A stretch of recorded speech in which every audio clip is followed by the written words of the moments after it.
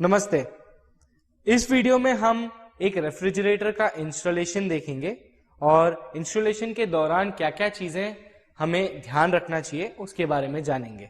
तो आइए देखते हैं। तो रेफ्रिजरेटर का इंस्टॉलेशन करने के लिए रेफ्रिजरेटर को बॉक्स से निकाल के एक ऐसी जगह पे रखना चाहिए जहां पे रेफ्रिजरेटर की वायर प्लग पॉइंट तक आसानी से पहुंच सके। रेफ्रिजरेटर को प्लग करने से पहले प्लग पॉइंट को अच्छी तरह से जांच ले। उसके लिए इन चीज़ों को ध्यान में रखें कि आपका फेज स्विच से आना चाहिए। तो स्विच से आने वाला फेज कैसे चेक करते हैं ये मैं अभी आपको दिखाऊंगा। ये ध्यान में रखना चाहिए कि प्लग पॉइंट की वायरिंग ऐसे हो कि उसकी फेज राइट पोर्ट पे ही आनी चाहिए। तो फेज चेक करने के लिए पहले हम टेस्टर को इस पोर्ट में राइट साइड के पोर्ट में डाल के देखेंगे कि फेज आ रहा है या नहीं। तो बटन बंद होने के कंडीशन में टेस्टर ग्लो नहीं होना चाहिए। तो ऐसे तीनों पॉइंट पे पहले चेक कर ले।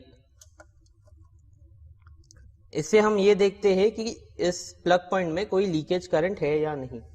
फिर प्लग पॉइंट को चालू करके राइट साइड में चेक करें।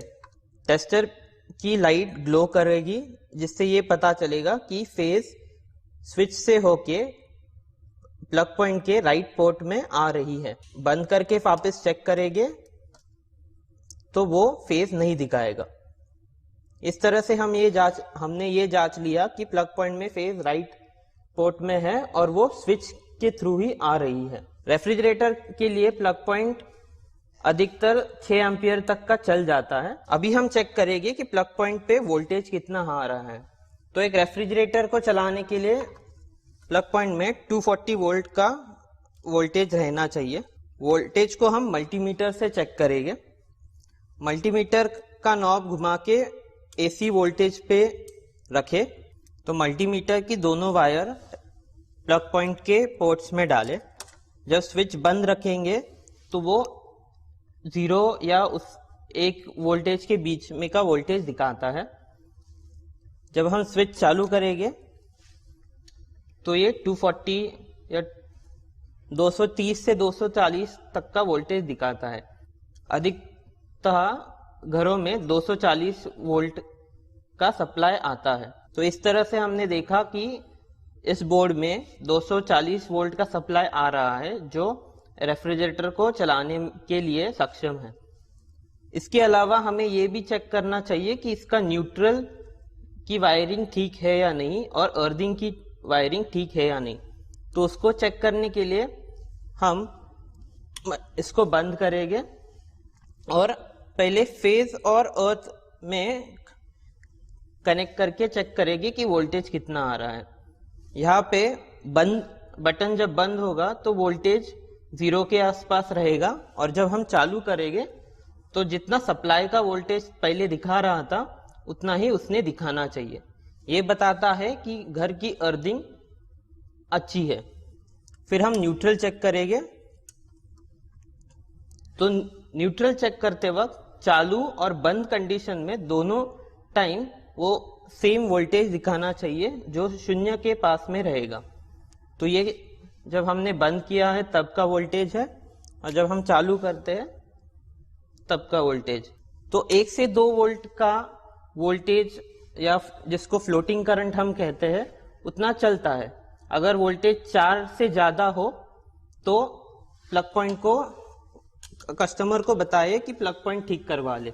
रेफ्रिजरेटर का प्लग पॉइंट चेक करते समय आपको ऐसी भी चीज कभी मिल सकती है जिसमें वोल्टेज प्रॉपर 240 वोल्ट का ना आए।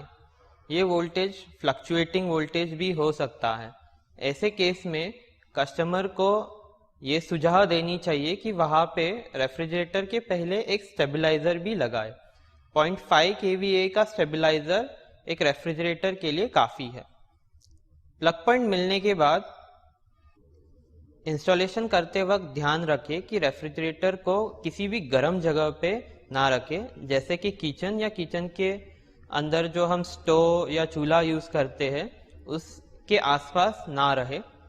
रेफ्रिजरेटर को खिड़की के सामने इंस्टॉल ना करें, क्योंकि खिड़की से आने वाली डायरेक्ट धूप इस रेफ्रिजरेटर पे गिरेगी।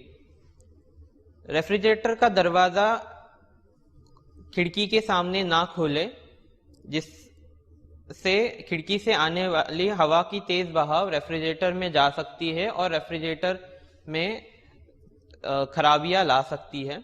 रेफ्रिजरेटर को एक फैन के नीचे इंस्टॉल ना करें, इससे यही चीज होगी कि आजू बाजू की हवा का तेज बहाव रेफ्रिजरेटर के अंदर जाएगा, जिससे रेफ्रिजरेटर में प्रॉब्लम आ सकता है।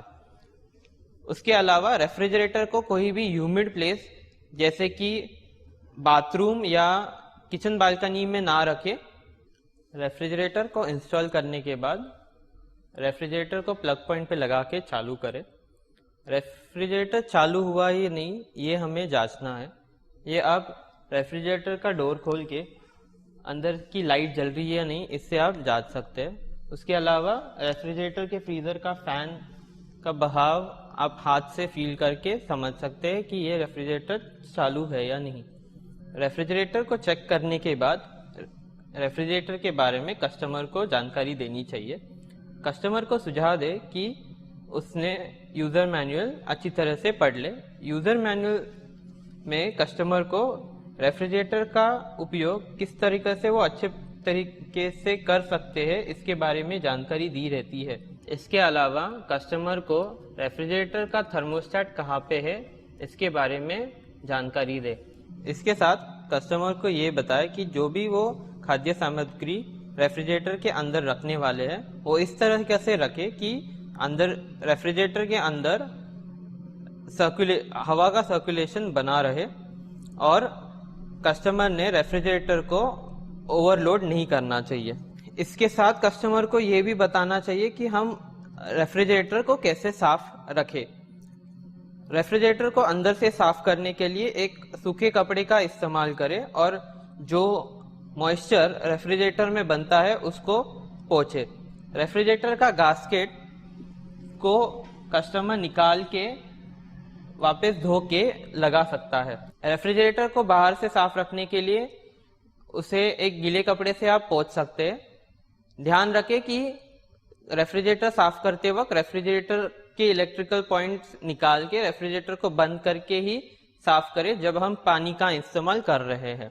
तो इस वीडियो में हमने देखा कि एक रेफ्रिजरेटर को इंस्टॉल किस तरीके से करते हैं और क्या क्या चीजों पे ध्यान रखते हैं।